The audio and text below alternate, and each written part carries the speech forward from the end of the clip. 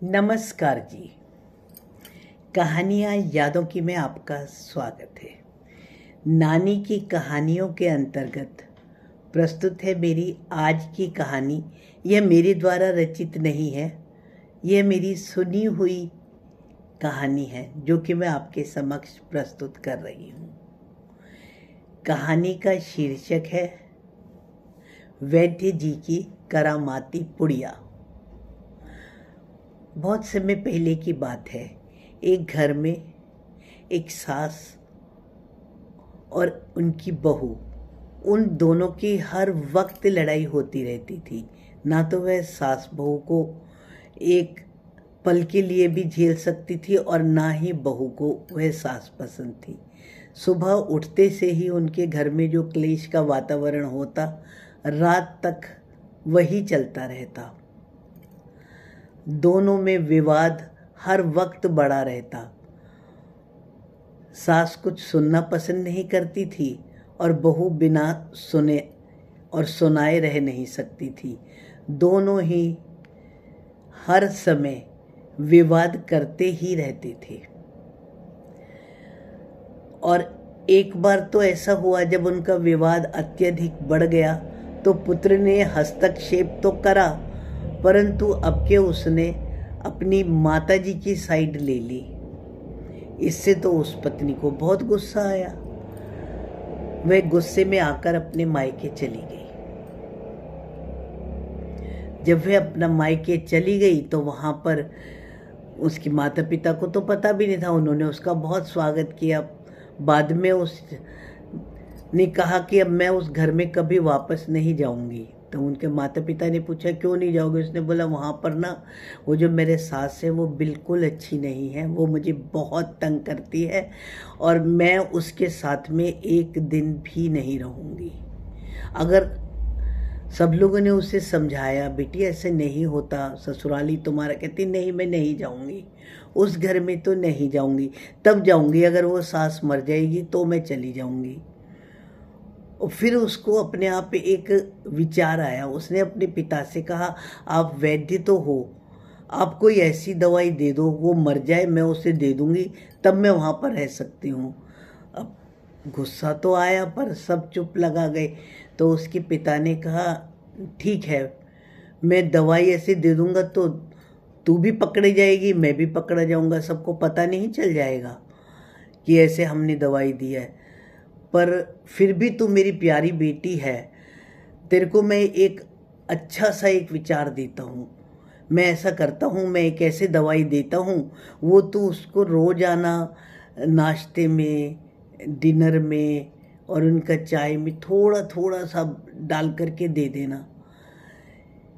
उसके बाद में वो एकदम से तो नहीं मरेगी, 5-6 महीने में वो अपने आप चली जाएंगी, किसी को पता भी नहीं पड़ेगा, तू भी बच जाएगी और सारे लोग ही बच जाएंगे। उसने कहा ठीक है, मैं ऐसा तो मैं कर लूँगी, 6 महीना की तो बात है, चल 6 महीना तो मैं उस सास को झेल ही लूँगी।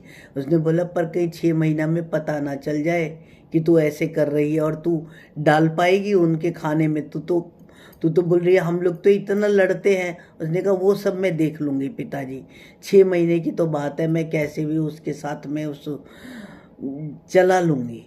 तो पिता ने कहा ठीक है। उसने पुड़िया उठाई, विजयी मुस्कान के साथ अपने ससुराल में चली गई। जाते ही जैसे ही सास ने देखा, उसने बोला आ गई, पता पड़ गया, नहीं रह सकते ना कोई भी मायके में। पहला सा का समय होता तो वो 4 जवाब देती, परंतु अब के उसने मुस्कुरा करके सासू माँ के पैर छुए और अंदर चली गई। अब उसे अपने गोली दवाई देने वाले, पुड़िया डालने वाले काम को अंजाम देना था। इसलिए उसने रात से ही, जब वो घर पहुंची तो पहुंचने के बाद से उसने अपने कपड़े बदले और सीधा रसोई घर में, वरना वो तो उठाने पर भी नहीं उठती थी। रसोई घर में पहुंची और सासू माँ से बोली हटो मैं ये काम कर दूंगी। सासू माँ ने कहा क्यों, अब के क्या घर में ज़्यादा ही मुसीबत आई थी जो तू ऐसे हो गई है? वो फिर भी कुछ नहीं बोली। सासू माँ कितना ही व्यंग्य बाण छोड़ती रही, वो कुछ भी नहीं बोली और वो काम करती रही। तो भी सासू माँ को खुद भी शर्म लगी होगी कि इसको मैं क्या बोलूँ। दूसरे दिन वह उनसे भी पहले उठी हुई थी कि सुबह की चाय भी वह ही बनाए। अब सासू माँ जब तक रसोई में आई, उसने देखा कि वो बहू रानी तो चाय लेके आ रही थी उनके लिए। उसने कहा अरे, अब उन्होंने कुछ भी नहीं बोला, बस वो खाली हैरानी हुई। उसके बाद में धीरे धीरे उस बहू रानी ने सारे घर का काम अपने हाथ में ले लिया कि नाश्ता भी खुद बनाएगी, खाना भी खुद बनाएगी, डिनर भी खुद बनाएगी। और सासू माँ को तो वो धीरे धीरे उसने रसोई में आने ही देना बंद कर दिया। अब वो बाहर का काम करती, अपनी सखियों से मिलती सासू माँ, तो अपनी बहू का दिल खोल के तारीफ करती, इतनी तारीफ करती कि वो जो भी कोई बाहर भी मिलते तो सब बोलते, देखा ऐसी बहू होनी चाहिए, कितना ख्याल रखती है सास का। तो उस बहू को भी लगने लगा कि देख, धीरे धीरे उसको भी वो माँ अच्छी लगने लग गई। अब उनके घर में कभी क्लेश होता था, कभी लड़ाई होती थी, ये बात तो बहुत पुरानी हो गई। अब तो वो अपनी सास का बहुत ख्याल रखती, रात को उनके कई बार पैर भी दबाने आ जाती है और उनके साथ बैठी रहती। और सास को तो बहू के बिना में कल ना पड़े और बहू को सास के बिना में कल न पड़े, दोनों का ऐसा हाल हो गया। अब 4-5 महीने बीतने को हुए, क्योंकि उसका कई बार मन होता था मैं अपनी सास को ये वाली दवाई नहीं दूं, पर उसके पापा ने बतलाया था ना कि अगर तुम ये वाली दवाई बंद कर दोगी तो एकदम से ही उनकी हालत ख़राब हो जाएगी और पिछले वाला असर दुगना हो जाएगा।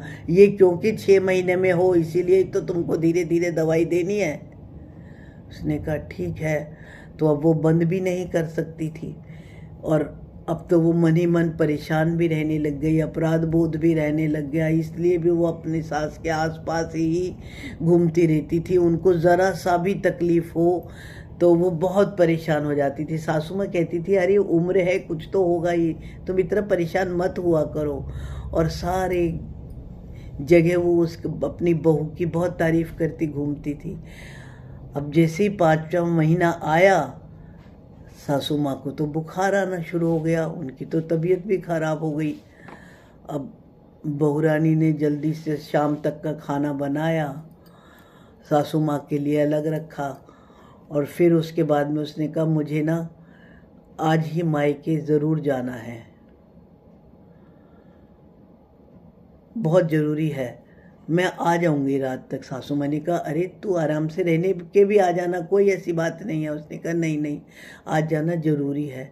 वो अपने घर गई तो उसके पिता ने उसका बड़ा फिर से स्वागत करा। माँ और पिताजी ने, उन्होंने बोला सब कुछ सही सही चल रहा है ना, जैसा कि हमारा योजना थी, सब काम योजना अनुसार हो रहा है ना, तो ऐसा करना बस। अब तो 1 महीना की बात है। वो तो ज़ोर ज़ोर से फिर रोने लगी। उसके पिता ने बोला अब क्या हुआ? कहती है वो तो अब बीमार होनी शुरू हो गई, अब तो वो चली जाएंगी, मैं तो उनके बिना में एक दिन नहीं रह सकती। वो तो मेरा माँ से भी ज़्यादा प्यारी है, वो तो मुझे बहुत प्यार करती हैं और मैं उनके बिना में तो नहीं जी सकती। मैं अब क्या करूँ? आप कोई भी ऐसी दवाई दे दो कि वो सारा उल्टा हो जाए। उसने कहा अच्छा, अब ऐसा कैसे हो सकता है? उसने बोला नहीं, आपको उल्टा करना ही पड़ेगा, आप कुछ भी करो, वरना तो चाहे कुछ भी करो, कोई भी दवाई दो, मेरा अब उनको कुछ हो ना जाए, मैं तो उनके बिना में नहीं जीऊँगी, वरना ये सारी दवाई मैं भी खा लूँगी। तो फिर उसके पापा ने मुस्कुराते हुए कहा अरे उनको कुछ भी नहीं होगा, मैं वैद्य हूँ, मैं हर रोग को जड़ से ख़त्म करता हूँ। तो मुझे पता पड़ गया था मैं रोग को ख़त्म करूँगा, कोई रोगी को थोड़े ही ना। मैंने तो जो दवाई दी थी वो दवाई तो हाजमे की है और ताकत की है, उससे कुछ नहीं हो सकता। मुझे तो पता था कि तुम्हारा रोग क्या है, रोग क्लेश था, वो तुमने दूर कर दिया। तुम्हारी वाणी थी जो कि तुम कुछ भी बोलते थे, तुम चुप हुई, वाणी का असर हो गया। मेरा तो ये मकसद था कोई रोगी को थोड़ी ना, मैं तो रोग को जड़ से ख़त्म करता हूँ, और वो ख़त्म हो गया। तुम्हारी सासू माँ वैसे ही बीमार हो गई होंगी, मौसम बदल रहा है, कुछ तबीयत खराब हो गई होगी, इसका कोई असर नहीं होगा, ये तो ऐसे ही हाजमे का ही दवाई थी, थोड़ा बहुत ताकत के थे, ऐसे कोई बुरा करने वाली दवाई नहीं थी। अब तो बहू को बहुत बहुत चैन पड़ा, और वो खुशी खुशी अपने घर गई, और जाते ही अपना अपराध बोध भी अब तो उसका ख़त्म हो गया था। वो जाते ही अपनी सासू माँ से लिपट गई और एकदम रोने लगी। उसकी सासू माँ ने कहा, अरे थोड़ी देर के लिए ही तो गई थी, इतना देर में क्या परेशानी हो गई जो मेरे बिना में नहीं रहा जाता, ऐसे थोड़ी ही ना होता है, चला बैठ।